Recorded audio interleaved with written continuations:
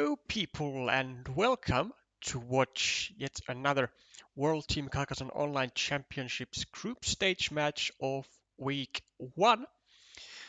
The tournament kicked off just yesterday and then as a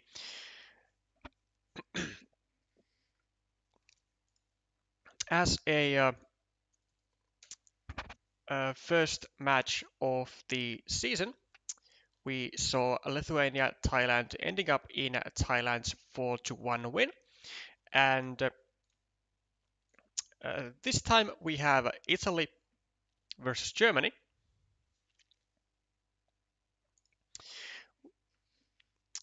And you can see the lineups just above me there. We have Polo Verde,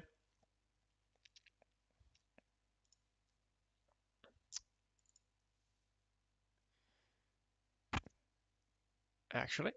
Give me just a second.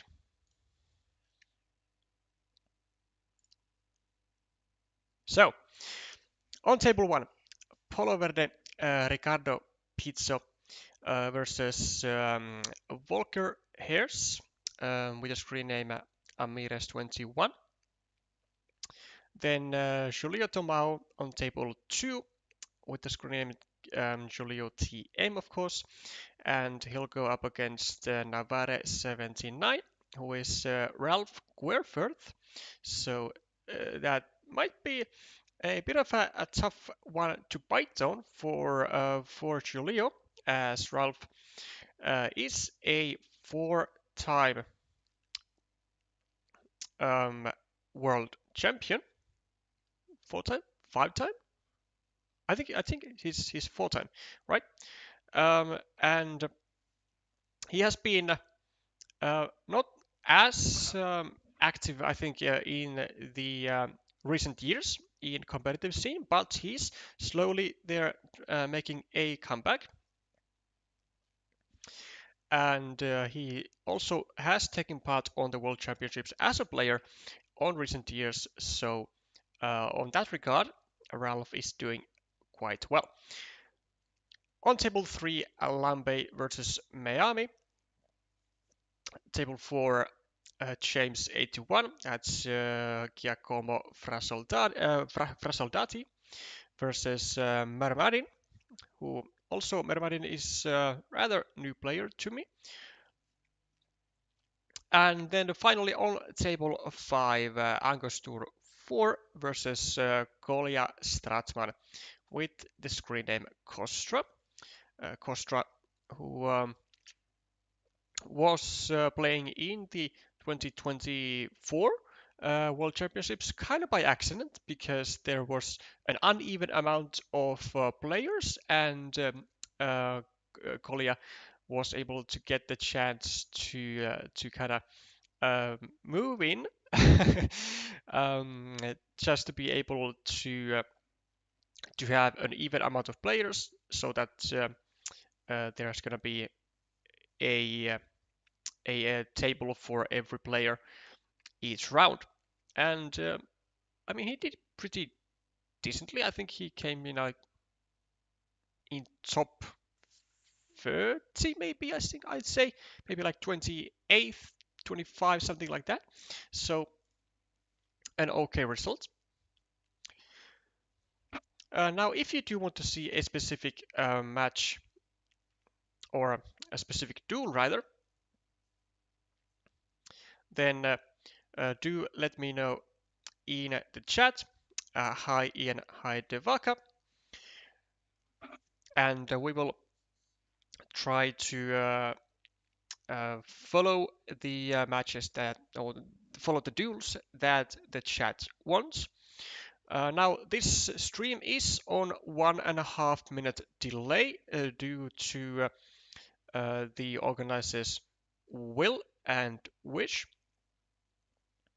So the chat engagement might be a little more difficult than usual, but that is the cost of more official tournaments, and negating that small possible chance that the players that are playing would have any ideas of using streams as a form of cheating. So we will be starting off on table 5 actually with Angostur and Kostra. I believe that should be a pretty decent match. And then whatever the the chat wants, we will then follow afterwards. Hello Vika, nice to see you here. Or actually, why don't we? Oh, yeah. Well, we do start with table 5 as they started off the game. So, starting player advantage goes to Kolya. And now do note that because the tournament is played with PGA tournaments, the starting player advantage is not does not necessarily um, change between games. So it is possible that even if there were to be 3 games, which is the maximum for one duel in this competition, then one player is potentially starting all of those games, which is a bit unfortunate, but there are reasons regarding the time format behind that decision by the organizers. So that's what we are going with this year. Now, Angostur is able to equalize the score, and we see very early on a really nifty situation where it is a rather empty and dry board. You can see roads cutting out pretty much all possible fields here. Not really a great use for Triple City, though I still think it would have potentially been better to go over here, start a new city, just because you want to have a city open of some kind, even if it was to be only a 1-point city, just to be able to have some feature that you can build on. Hello, Playback. It is indeed a lovely day for a Carcassonne match.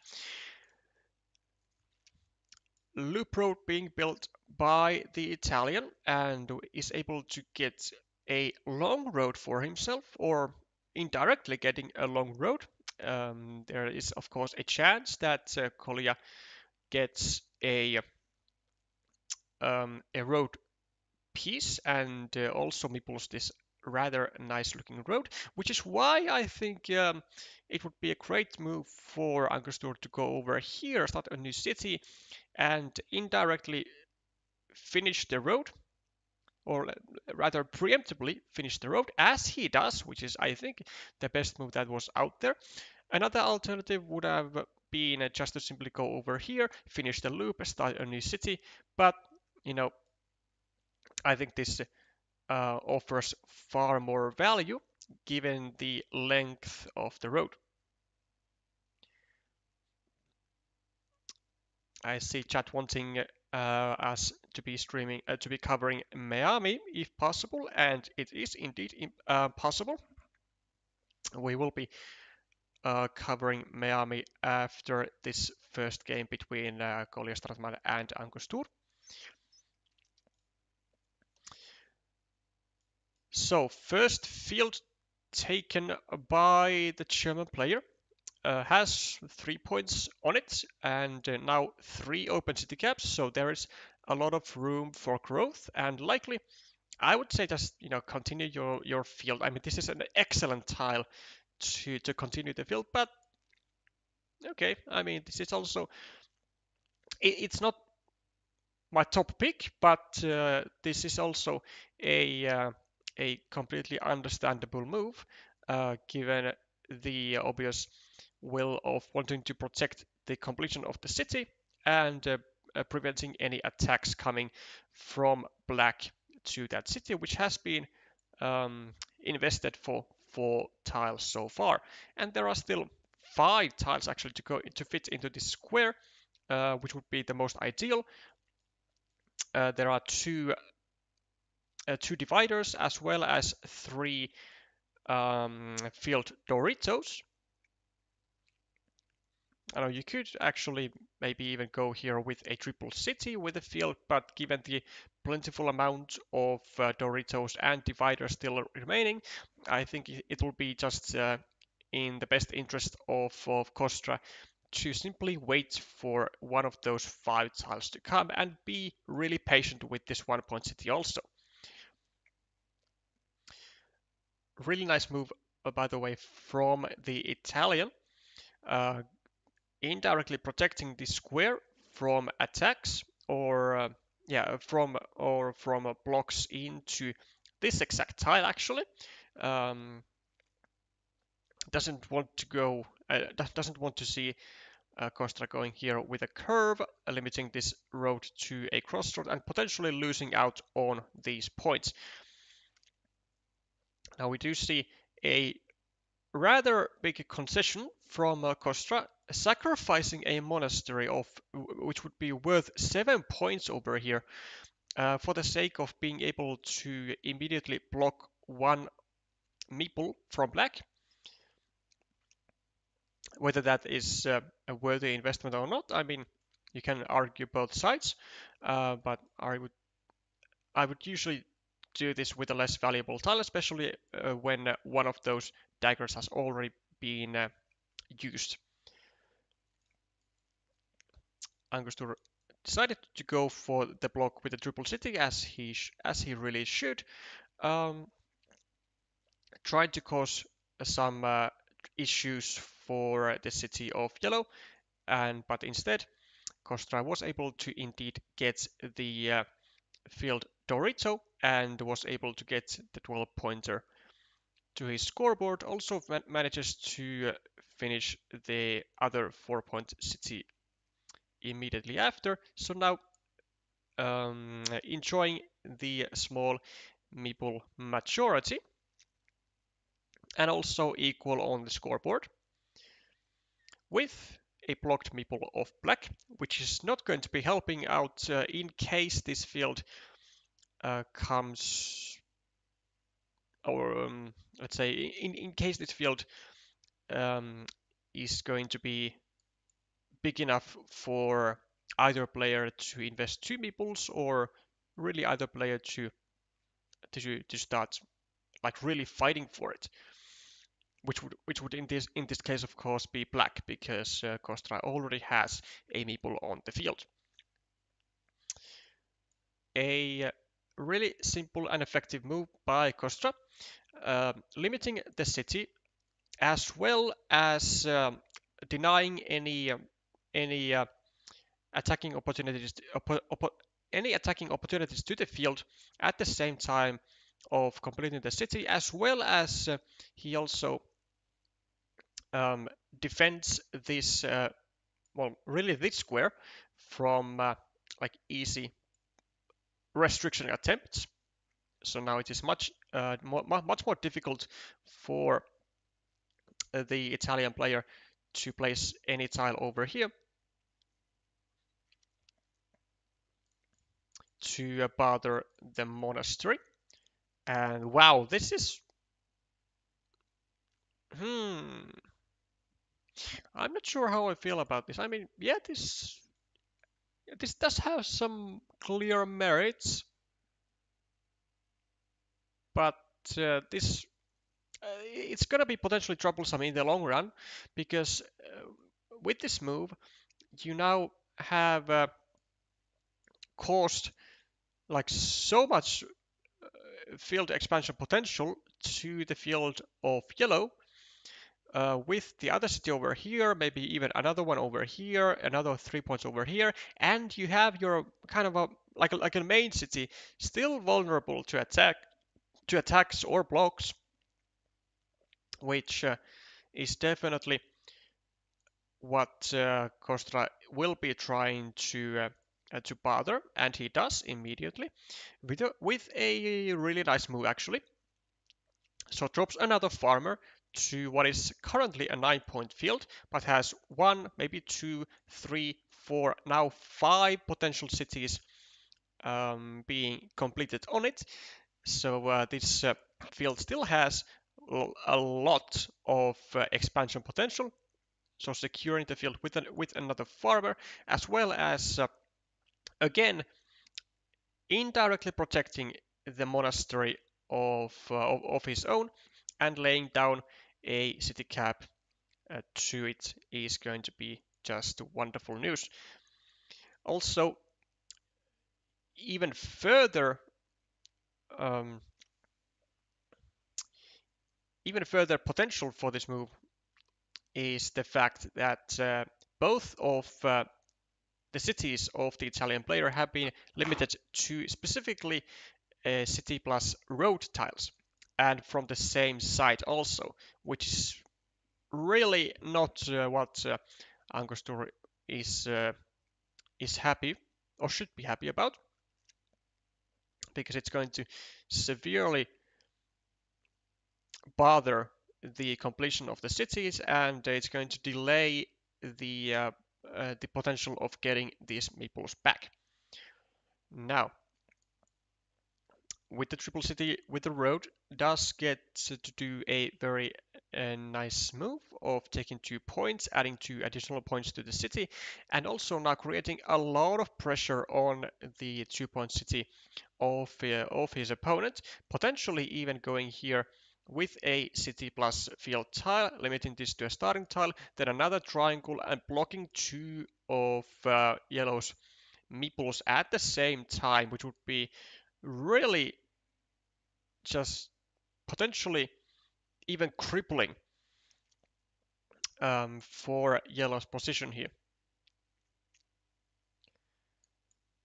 4 points taken by Kostra and another point added to the monastery, leaving an evil hamster spot, so a 9-point spot for a road monastery. So it's going to be a 50-50 coin toss, or maybe if black gets the monastery, in some cases he doesn't even use the 9-point spot over here. Maybe he goes over here for an 8-point spot, connects the farmer to the field, or maybe goes over here, just takes a field or a road or a monastery here, and just does not give back this meeple to Kostra. So we see a blocking attempt, a clear one at that. So trying to go for the idea that was discussed earlier or mentioned earlier, restricts to a starting tile and then tries to go for a Dorito or a triple city and block both of these meeples at the same time.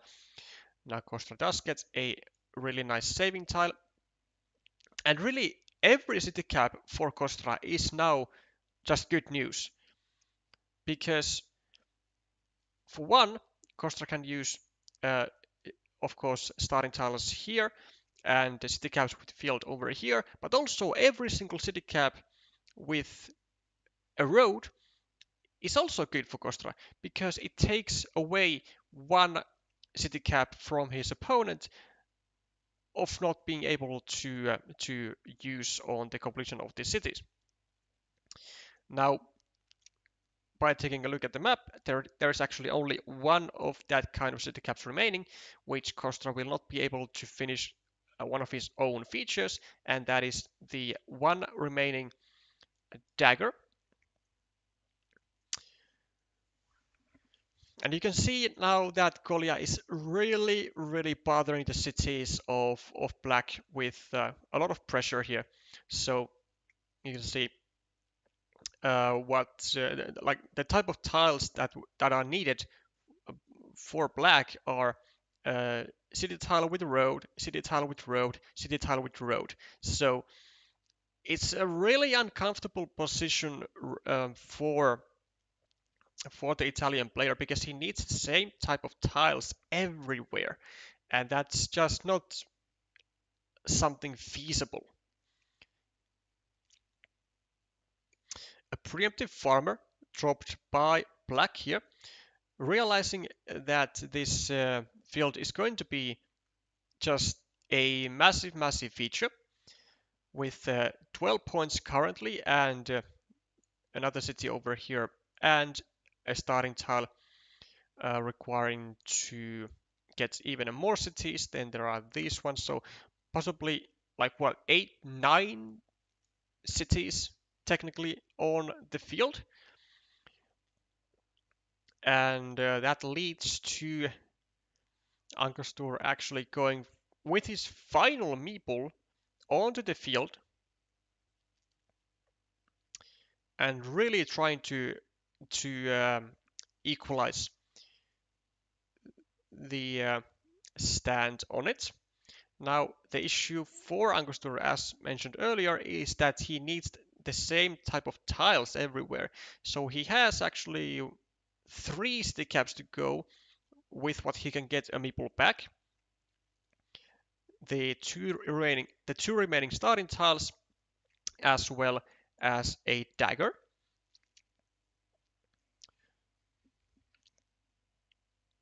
Whereas Kolya is going just for simple uh, blocks and botherings, if you will, on the features of his opponent. 1, 2, 3, 4. So there is still one road Dorito to go here. No more triple cities with a road, so that leaves a 50-50 chance of potentially being able to continue this city, which is good enough in this case, because as kostra you really want to keep these meeples in your hand for the sake of being able to add a 4th meeple to the field from here potentially.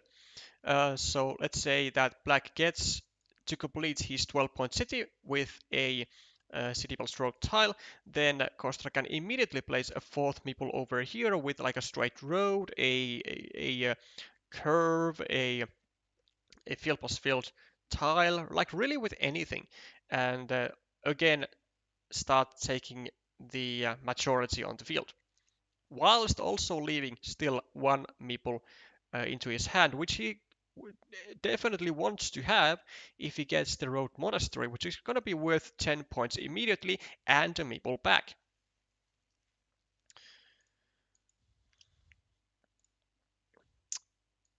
Kostra with a chooses shielded city tile, but there is not really any city feature that he should take. This is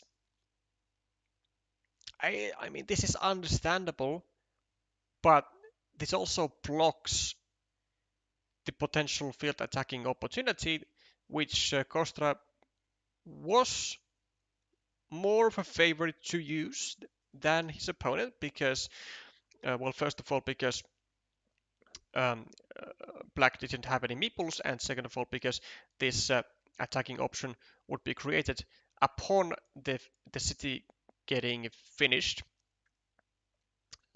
But luckily, there is another route to the field, and really, the game is gonna be restricted, and depending on who gets the road monastery as well as the starting tiles, because it's actually not clear if black will be going here with a starting tile himself. I think he still should, but it's gonna depend the uh, on the meeple count at the moment of those starting tiles being shown up.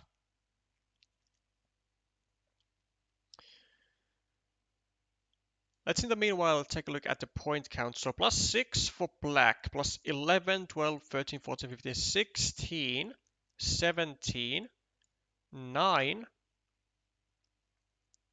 2, and now the road monastery comes into play. But is it going to be even used here?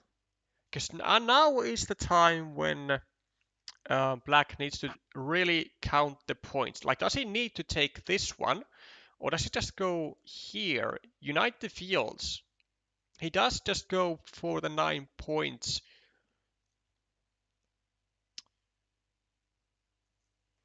But is that a mistake, though?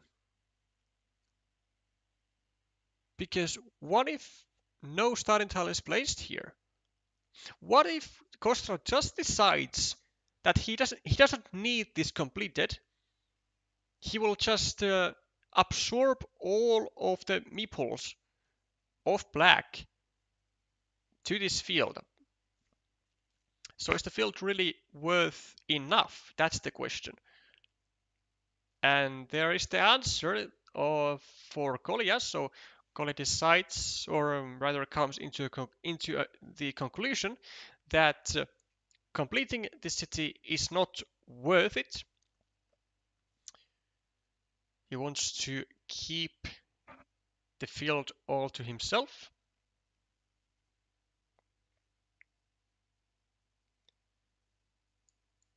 So does black want to do it? He would be equalizing the field. Black also doesn't do it. Interesting. Yeah, I mean, really interesting stuff because, I mean, it's a very tense um, spot over here, but neither player actually, despite getting the tile that goes here, wants to really put it there, even though they could be scoring just the quick points. So Kostra is going to be able to get a third meeple to the field, but at this point, I don't think he's going to do that. Because he can't even take the quick points for this 2-point road, and he would be losing out on these 3 points because he is now in the lead on this main field. Plus 23, plus 24, 29, 34, 37, 29, 25, 21, 18, 16, 1, 2, 3, 4, 5, 6. I mean, it's unfortunately only plus 2 for Kolya, which is not going to be enough, really, because at any given moment, black can just take a 6-point field over here and win the game like that. I don't think there's a possibility for Kostra to win this. Because he doesn't have a meeple to score, and 2 points extra at the moment with 0 meeples as opposed to 1 in hand for black. 2 points is not gonna cut it. There's also... Oh! Well, there is a monastery to go over here, so that is going to be potential points for Kostra, kind of absorbing this field into the great one. So that's going to be plus 3, so that's going to be plus 5 then for Kostra. And I believe that this 6-point field should now be taken by black, and it is going to be taken. Kostra can add 1 point to the city, and then he's going to be hoping to get the monastery for 3 points extra. Otherwise, that 3 points is going to go to black.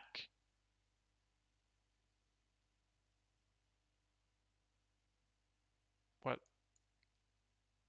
but this never wins, though. This move never wins, does it? I don't think this move never wins. Because you can get 3 points like maximum of with the final city cap, but you're also getting 3 points with the monastery, and you would be getting 1 point to your city, so that's 4 points. Whereas if you go here, it doesn't matter which tile you get, it's going to be a max of 3 points. So this is just losing a point for nothing for Kostra. Yeah, and he gets the monastery, so gets to absorb the city, but I think he's still gonna be down by like maybe 2 or 3 points. He's not gonna be losing by much, but he's down enough that uh, these the monastery is just not gonna be enough. A 21-point field, and it's a lot, but I don't think it's enough for 3 to 78 and another 3 for black.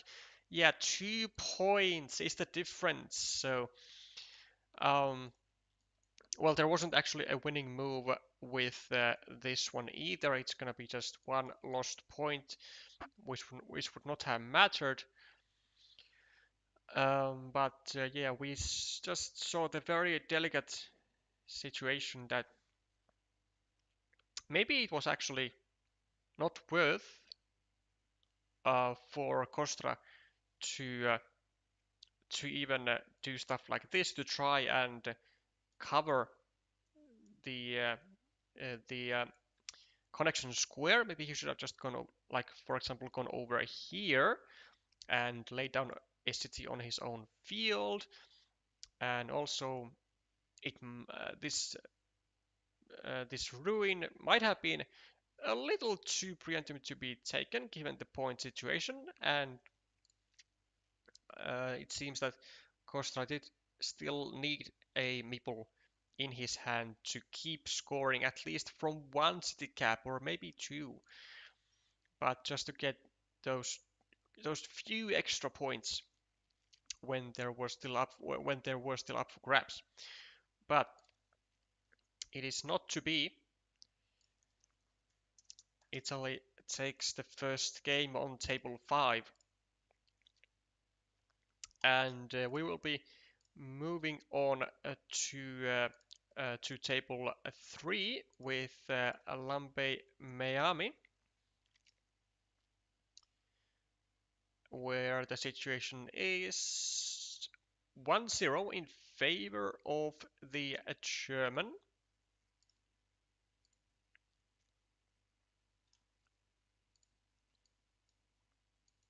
And both they have been playing quick already, nearing the very end of the second game with equal points on the scoreboard. So let's see what is really going on. There is 1 point for Lambe on this city. There's a shared ruin, basically a shared equal ruin for both. Plus 5 for blue, plus 6, plus 12, plus 4, and equal. So if my math is correct, Lambe doing a 1 point move. Lambe is now +1 and he has a meeple extra. Now, do take this with a grain of salt when I say that if my math is correct, because it can very well not be. And these road points are just massive for Meami. +3, -3, +2, and Lambe still has a quick point tile, which he can take 2 points with. Oh, wait, there's a 6 point field for Meami as well. Well, that's going to be, unfortunately, for the Italian fans, it's going to actually make the difference too big for Lambe to catch up. I mean, these road points for Meami just were nastier than he could handle. Really needed to get those points himself.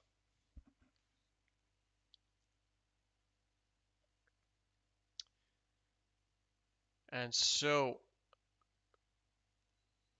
what's the final remaining tile? 1, 2, 3, 4, 5. Not a Dorito. Not a triple city with a road. 1, 2, 3. Not a triple city at all, actually.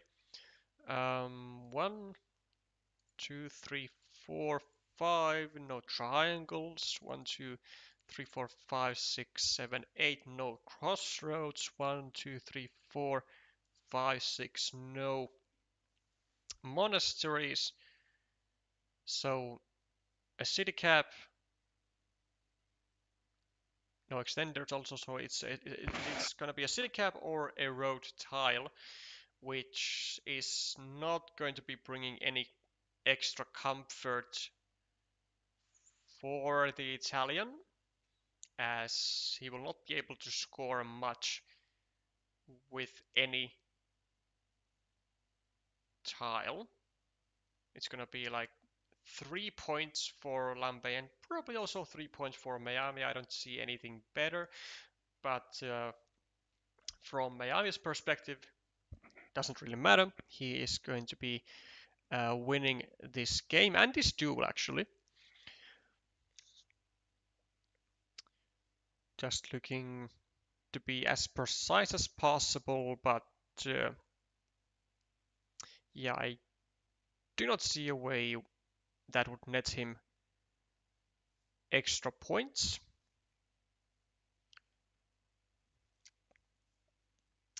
1, 2, 3, 4, 5, 6, 7, 8.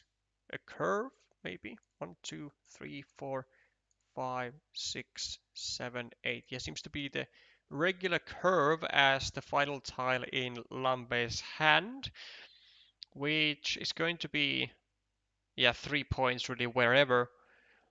He can take a 3-point field or a road, whichever he chooses, which means that Meami just, I mean, Meami is just going to take also a 3-point field or a 3-point ruin, and it's not going to be decisive as to where he takes it, because it's not going to make a dent on the amount of points that Lambe can get on his final turn. There are no 6-point fields that Lambe could take.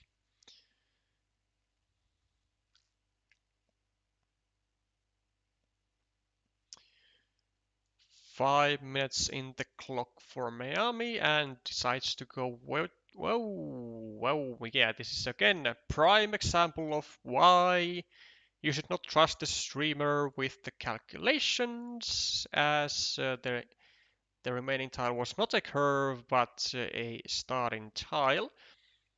But I don't actually think it will make any difference. It's still going to be just 3 points anywhere. 1, 2, 3, 4, 5, 6, 7, 8. Ah, there's the ninth. Okay. There's the ninth curve. This is a tie, isn't it? No, I don't think it is, Lambe. I don't think it is. I think you are losing.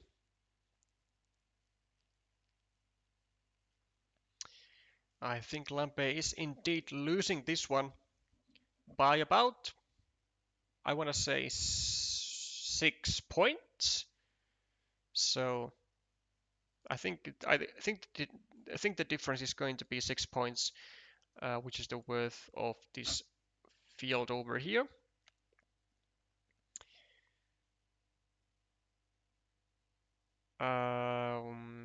Don't see anything more than 3 points for Lambe to be taking here, but he can just, flex his 7.5 minutes if he wants to, just showing that he has all the time in the world, despite not being able to win this. And even if it was actually a tie, then Lambe would still lose because he's the starting player here. And for those of you who don't know, if the game ends with equal points, then the player who was the first to place a tile in the game loses, indicated by these small arrows next to the player's name.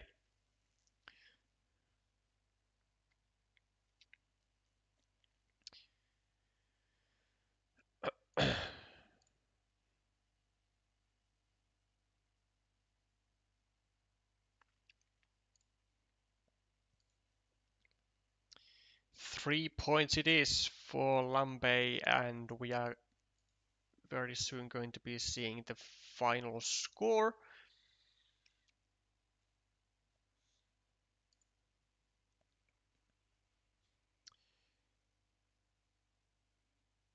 And not a tie, says Meami, as is the way that we have also calculated this on stream.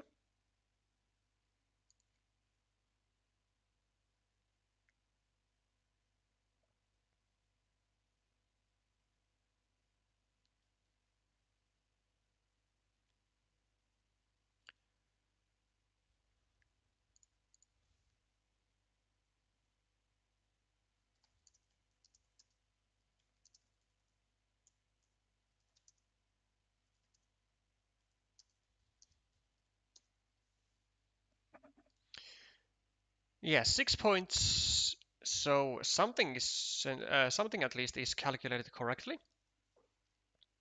So this one goes to the German master with a quite clear performance and puts Germany on the match scoreboard with 0-1.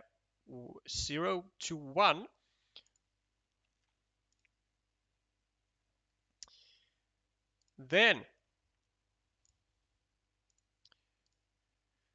moving to other tables here, let's see how Volker Hairs is doing.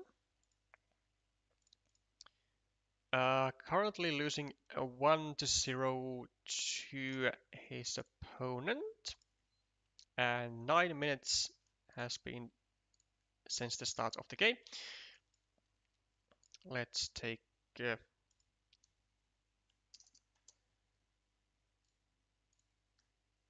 current scores and update it for y'all.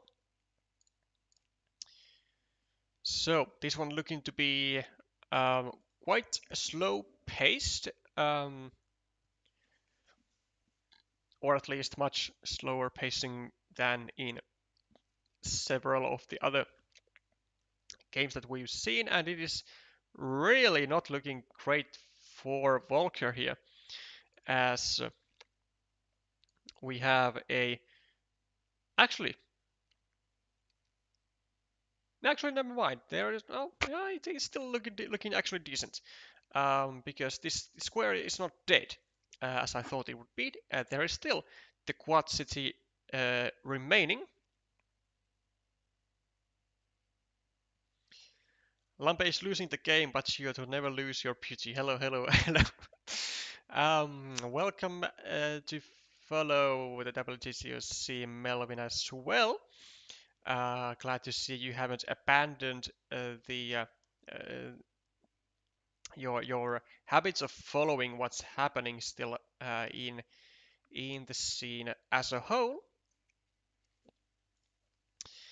So what I was saying, still the quantity remaining, a 50-50 shot for either player to draw it, and a bit less than 50-50 shot for Volker to actually finish the city. So needs the quad city and one of the two remaining tiles to fit into the square. There's one field Dorito as well as one divider still remaining. So the dreams are still alive, but make no doubt about it. The sooner the the quantity appears in either player's hands, really, the sooner this huge tension is going to be relieved. 15 points is the lead of Polo at the moment, and actually a really curious move by Amires, using a city cap on his opponent's city just to be able to like kind of take away the possibility of his opponent being able to use uh, city cap. Oh, oh no! I know what this is about. This is about Amiras is trying to do something spectacular here. Amiras is trying to go for the fourth CCCC. This is not something that you see very often. So what Amiras is doing here, he is not giving out a point just because. He is trying to take away all squares from his opponent where they would be able to place the quad city except this one.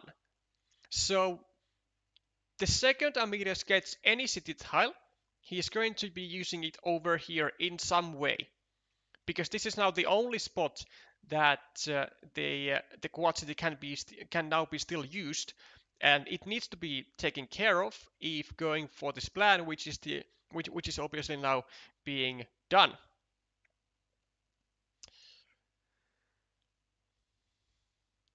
Hello there, Lambe.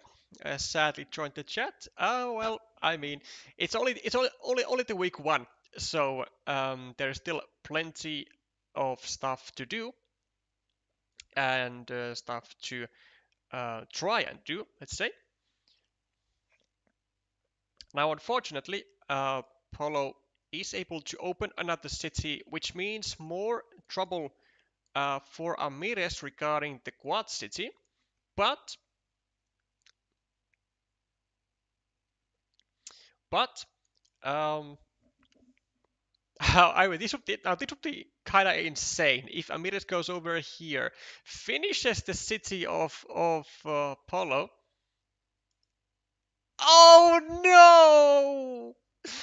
Oh no! It was there. It was right there. It was the possibility, but Amires couldn't bring himself to do it. Oh no! Oh no! This is tragic. Oh, this is tragic. I mean, it would have been so so spectacular if Volker had just pulled every inch of his will after this setup over here, over with the road to go for the completion of the city of his opponent, which is so disgusting, and then hope for the quad city, which was the exact tile in Polo's hand.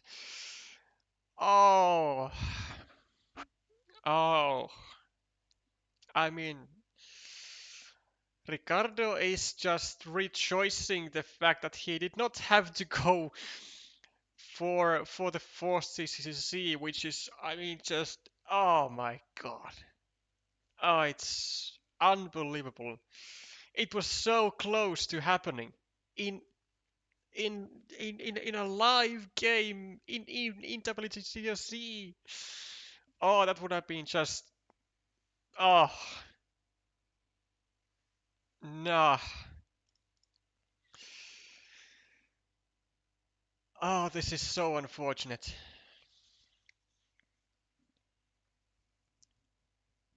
Like the effort of Ramirez to try and go for the absolute ballsy move, and this close it was to pulling it off, but just not quite finding the final nail. Uh,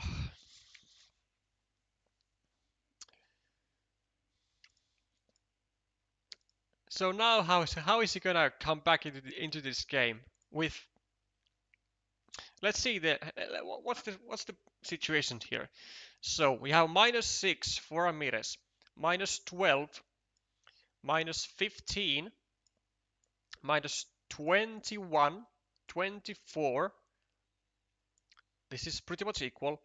23, 20, 18, 11, -11, and an extra meeple.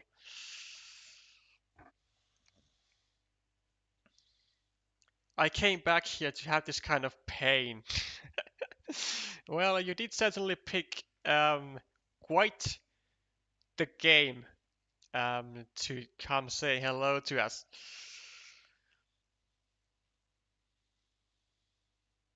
The weirdest possibility ever just vanished. It would be a bad move to finish the city, but in this case probably game winning. I mean, yeah, because it just is so disgusting that you would even consider finishing your opponent's 8-point city, even without it being like a field related issue. Like just trying to force a quad city with like every inch of your will.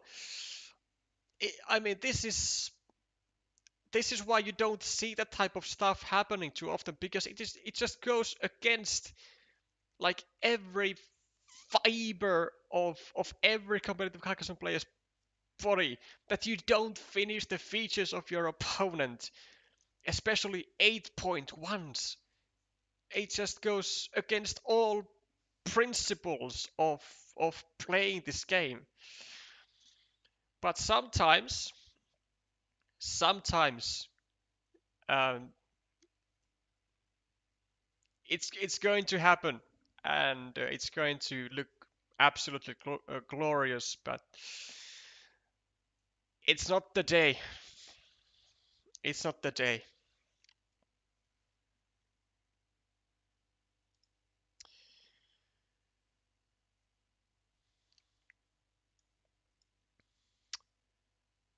Now we are just slowly watching as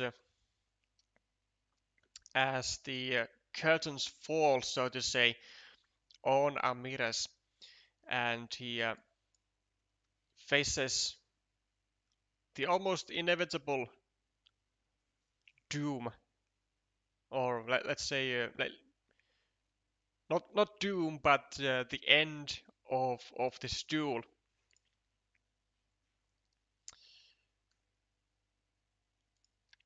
As Polo is about to take the German down 2-0. +8, +10, 15, 19, 20, 24, 25, 28, 26, 29, 25, 22, 21, 20, 16, and 8. +8 is the lead of yellow, and with the board being so incredibly dry as it is, I don't know if there is a way for Ramirez to even try and bring this back. Maybe he can go here, set up a 5-point road, maybe. 1, 2, 3, 4, 5, 6, 7. There is still one straight road, no? 1, 2. No, but this is not quite going to work, because with -8 on the board, you really don't have the luxury of of using tiles to block at this point. You really need to just go with the most aggressive and theatrical plays that you can conjure points for yourself with so few tiles remaining.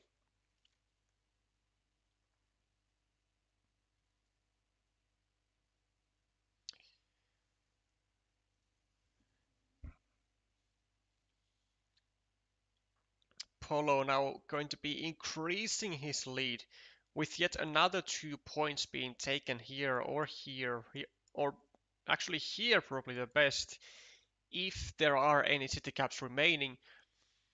I see that there's actually starting tiles remaining, which is actually bad for the Italian because he can't actually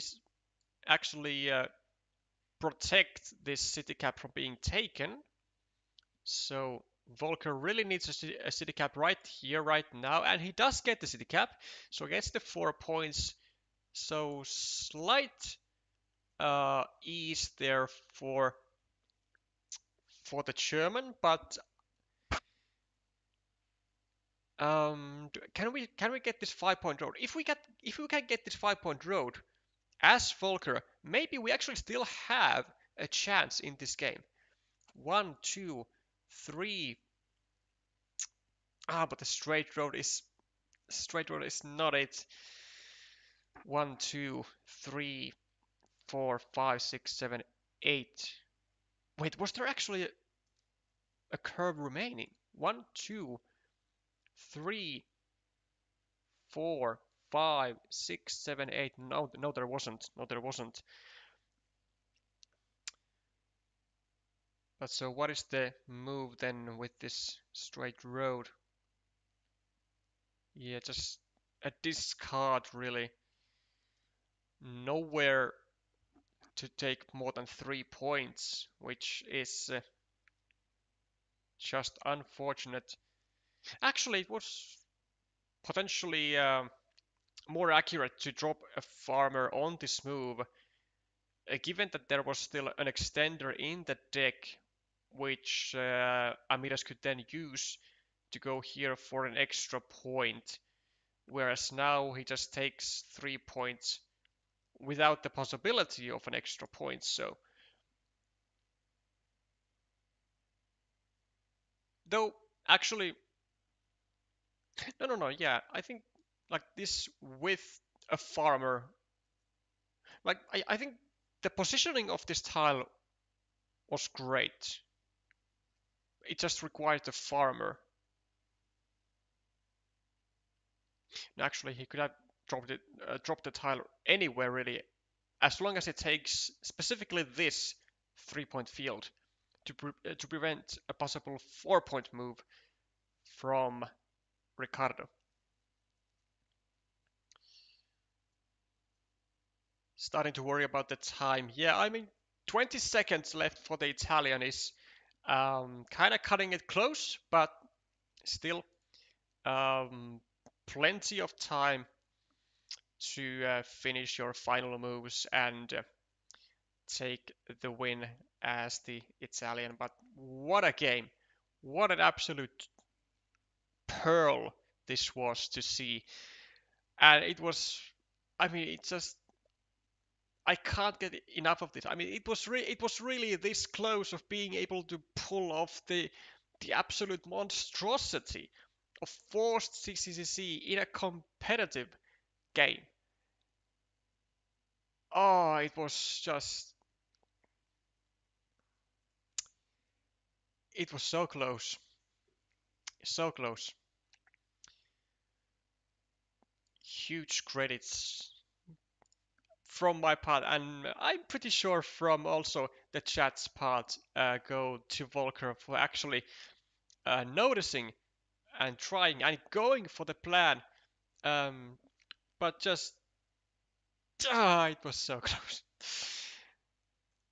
I'm pretty sure that Volker is going to uh, remember that game for quite a long time.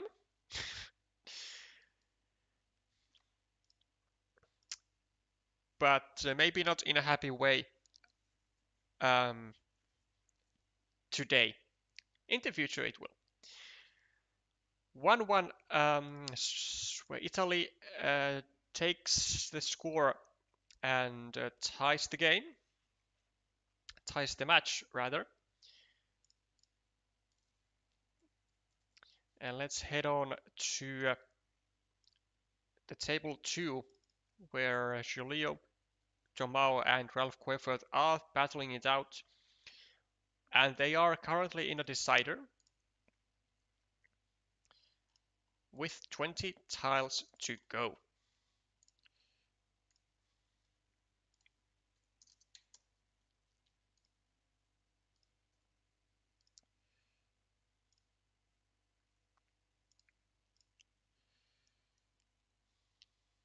I like that losing opens up possibilities for risky, spectacular moves, especially when they work out. That is indeed the case. When you are in a predicament of a situation, then that really is the time to show that you can adapt to any situation and you can actually come up with, let's say, like really unfathomable strategies that do not get seen often.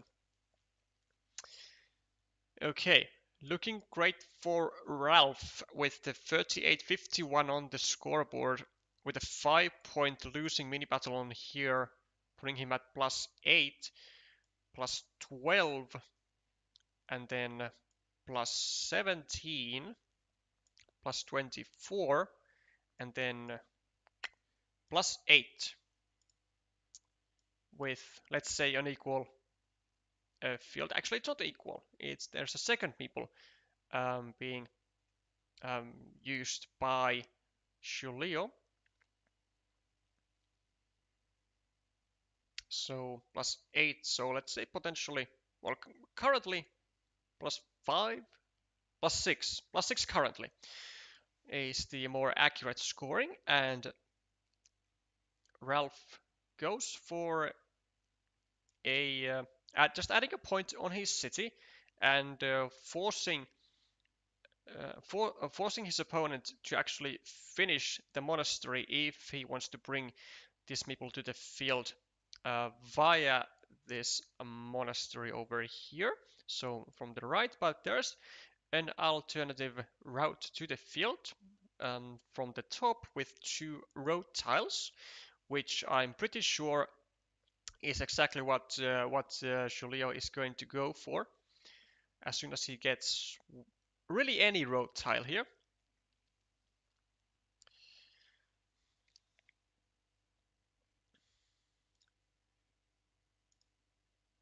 Navarra getting a cow, really not a great tile for him. Not much at all to do. 1, 2, 3, 4, 5. I mean, he could actually maybe even go here and block this square by himself, blocking one of his own meeples, but also 2 of the monasteries. Because at the moment, Julio is just 1 curve away from being able to get 2 more meeples into his hand, which would be spelling a lot of trouble for Ralph here actually, with so many crossroads out of the game already. There's only 1 remaining in the deck actually, and no road monasteries. Well, there is 1 triple city with a road, so 2 road ends remaining, which really isn't too much. So if Julio finds the curve here, he's going to be looking really good actually, despite the at least the momentary point disadvantage.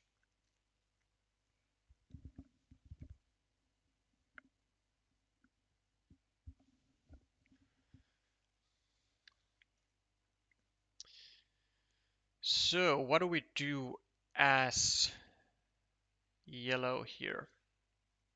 Just going over here, trying to create some uh, potential blocking opportunities on the city for Ralph. And then Julio now gets the final remaining crossroad in the deck. Now, do you use it as a crossroad and just take 2 points? Or do you go over here before there is a city plus road tile for Ralph that he can use over here to block the top connection opportunity. Ralph also gets the connection to the larger part of the ruin, which is even more points now for the German. Well, technically, we could even attack the city as giulio, but I don't think that is what we should do, because there are. Yeah, this is more like it. We want to secure the potential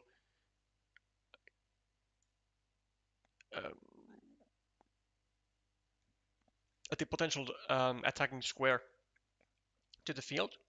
Also, this field can actually also be expanded to the left because it goes all the way around this road, and there are still multiple road Doritos to fit into this square. But it also does mean that Ralph can, and actually I want to say likely will, attack this field from here, and he does it exactly now. Well, that would you look at that? Didn't take too long. That is kind of spelling trouble for giulio, as it is impossible to block this connection. But the good news are that with 10 tiles remaining, Ralph doesn't have any meeples. Are there? Yeah, that's a good question. Are there any tiles that fit into here? 1, 2, 3, 4. There is a vanilla to fit into this square, so that's one tile. But is it possible to actually finish this city? It might be. There are no crossroads. There is a dagger. And there is a starting tile also, so it is actually possible to finish this city, which, when you think about it, what should we do? Should we go actually here, drop a farmer?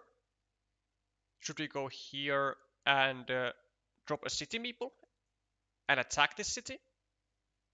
It's really not obvious what we should do, because there is actually a lot of threats, but it's really annoying to attack on this city. Wow. Are there tiles that still attack? 1, 2, 3, 4. 1, 2, 3, 4. There is one filled Dorito to fit into this square.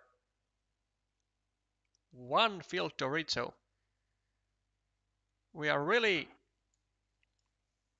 scraping the bottom of the barrel here with the outs for giulio. So there is a vanilla, I think like 3. Oh, but this is actually fabulous, because this doesn't just get a connection onto a ruin, but the city can be finished. Because now Navarre, he can't actually go over here. He has to go here first. Because now what happens if he goes over here, the city can be finished with one of the 2 remaining city, road triangles, but he goes there anyway. But now giulio is not going to be going over here, and he still has 2 road triangles to finish the city. Wow, sir. Oh, but is it more important? Okay, priorities. Is it more important to save this or try and block this? This is a really important moment, and also we haven't actually connected to the field, which is also something that we will have to do. But not with this tile, says giulio, and his instincts are correct. as Navarre was sitting with a city cap, and now this city is impossible to be completed for Ralph because the remaining tiles. Actually, what are they? So yeah, there was this, maybe another one also. So there is the block from Ralph. So he does get kind of bailed out and not getting absolutely destroyed by the city. So there was indeed um, a vanilla remaining. So I think there is still one road triangle. No, one, two, three, four. Yeah, one road triangle still in the deck, which means that uh, pretty sure it's just best for Ralph to go over here to add 1 point to the monastery, and then what does Julio to do with the road Dorito? Just grabs a 4 point road, probably, because he can't claim a 6 point field over here. Nah, but nah, this is a mistake. It does cost 1 point to Ralph of making this mistake. He isn't able to add a point to his monastery because with the road Dorito, Julio was never able to take a a field here anyway. So maybe Ralph made a small miscalculation, thought there was still a curve remaining, but 5 points actually instead is the 5 points instead is what Julio takes. So not indeed a 4 point road, but a 5 point ruin. And is he gonna bring this down? Oh wait. Oh, it's a draw.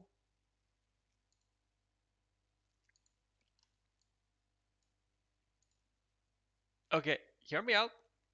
This I'm not saying this was planned, but maybe, just maybe, Ralph was just using his sweet time, um, counting up the points and seeing that um, that maybe, or not maybe, but if he doesn't actually go here, then he's just he just sacrifices the 1 point for the sake of just being able to make a draw and win by a draw, just because uh,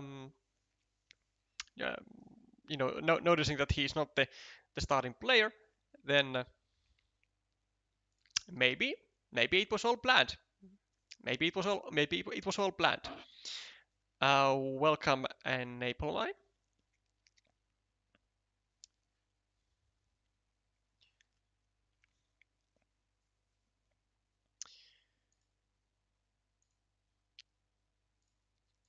Yeah, still,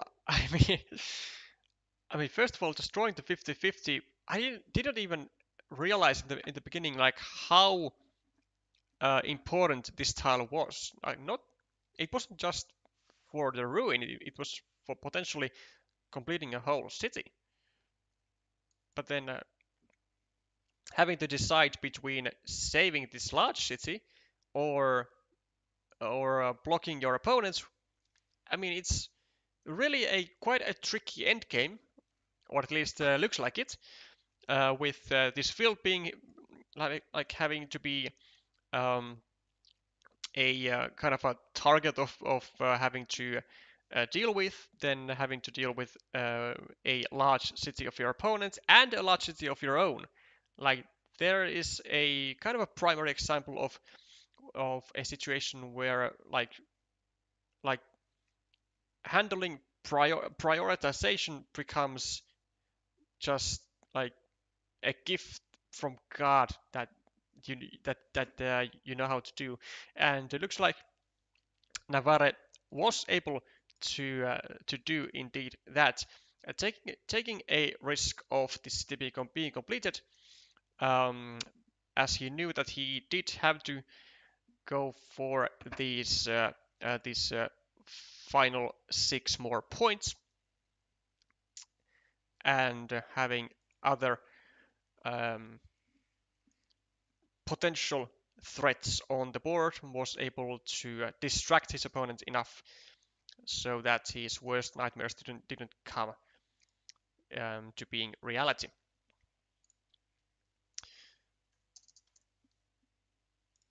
Another point for Germany, and I have a gut feeling that there might not be any more games being played, but we shall of course check. So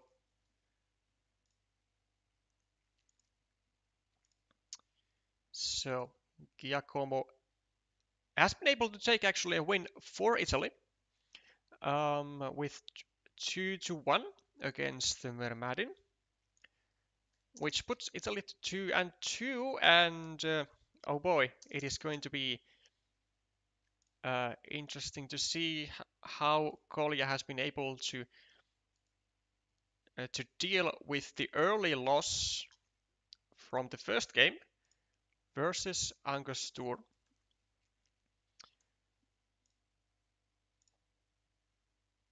Well, I mean, seemingly pretty okay. I mean, he was able to win the second game and, take yet another duel into a decider, but just not able to put the final touch on the duel, and is going, or not is going, but has unfortunately for Germany lost 2-1, and which means that Italy will be winning their opening match of the season 6 of WTCOC, and they are off to a great start. Now, it is of course still somewhat comforting that Germany was able to win some of the duels, as not only the match wins count, but also in case you are tied in in the group stage after the final week of play, then the tiebreakers are going to come into play, and they are going to be depending on the amount of game wins and duel wins in different ways. So losing 3-2 is definitely better than losing 4-1 or 5-0. Would always save the big city because you can finish it with a 6-point field immediately afterwards, and potentially 12-point field. Yeah, there is definitely some truth to it. Now, if we take a look actually at the final whoops, the final position in game 3, I believe actually at the time Angostur, not Angostur, but at the time Giulio blocked this city, the city of Ralph, then Ralph actually only had 2 more tiles to go, so that would have required really for Ralph to draw both of the road Doritos on his final 2 moves in order to not allow a completion of that massive city of Julio, which would have probably actually been easily a game-winning feature, um, even if Ralph gets his own city finished, because just the size difference between those two cities was just so immense. And as Ralph pointed out, um, the completion of the massive city for Julio would also come with an additional 6-point field. So that's that would also be just some additional benefit compared to the uh, to the 3-point field of Ralph, which he would be able to get, well, maybe able to get upon finishing this upon finishing the city of his own. Or to be more precise, not upon finishing because he didn't have a meeple in hand, but there's just a scenario that where he gets a meeple back first and then finishes the city, though it wouldn't really make any sense. But just to skip to the end of the game and to finish the stream with a bit of an analysis mode, we will put all like everything what I said under a magnifying glass. So Navarre goes with a road triangle, and now we can see Navarre has 2 tiles remaining. The remaining tiles were this curve, a dagger, a vanilla, and 2 road triangles. And then Navarre is +9, +10, 15, 18, 24.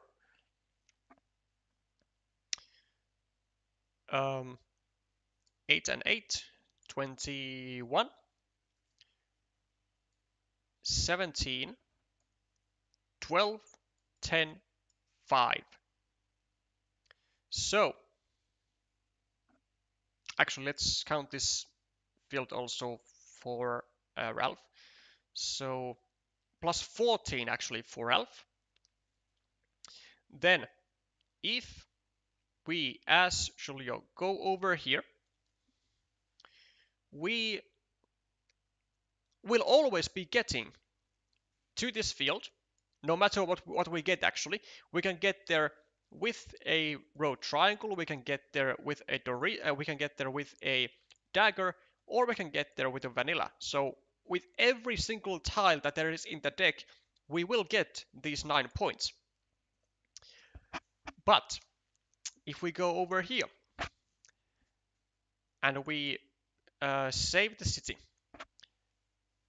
we have a potential of getting 1, 2, 3, 4, 5, 6, 7, 8, 9, 10, 11, 12, 13, 14, 15, 16, 17, 18, 24 points with one move. Whereas Ralph has a chance to get with a vanilla or with a dagger 1, 2, 3, 4, 5, 6, 7, 8, 9, 10, 11, 14 points. 14 points. And because we are now -14, we are getting a +10 difference from this. We also are gonna get an additional 9 unifying to this field. So 9 plus 24. Did I say 24? Let's say 24. Oh, rats. 4, 5, 6, 7, 8, 9, 10, 11, 12, 13, 14, 15, 16, 17, 18. Yeah, 24 plus 9. So 33 versus 14 and an extra meeple.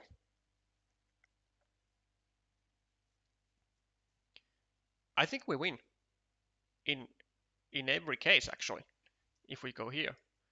Like, and in case we don't get um, a road triangle, then that means Ralph will never complete his city, even if we don't block it. So then Ralph will be getting like 3 additional points, so plus 17, and then we get a vanilla and we get a dagger. And we're gonna be using that dagger to go over here and get 12 points. And then, oh, well, actually, it doesn't work if we don't get a road triangle. Pretty sure we will be left with a couple points short. Huh, okay, would you look at that? Interesting. So we don't actually win in all cases, even though it was looking really, really great.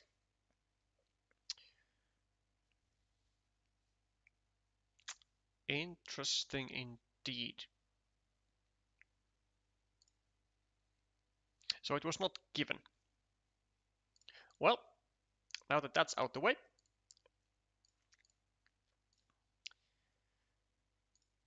we can move on towards the end of the stream, and we can once again congratulate Team Italy for moving to the top of the group, um, featuring, of course, Italy and Germany, but also Slovakia, Poland, RCP, and Uruguay. So definitely a tremendously difficult group, I want to say. And starting off with the week 1 win is certainly going to put some smiles on the faces of Italy's players. Germany, with an unfortunate first week loss, but some tiebreaker points were received, so still a lot of possibilities ahead. No need to fall into despair, just focus on your next match and come back strong next week. The next games that we will be covering are, let's see,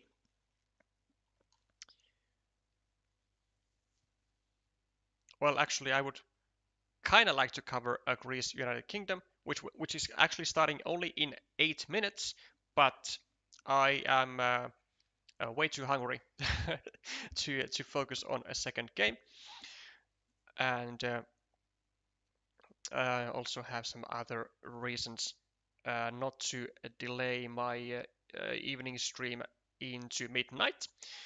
So, if you have not yet gotten enough excitement for this evening, then Greece Carcassonne is awaiting. I will be following that myself, but will not be streaming. And then we now start to have more matches scheduled as tomorrow actually. Tomorrow 23:59.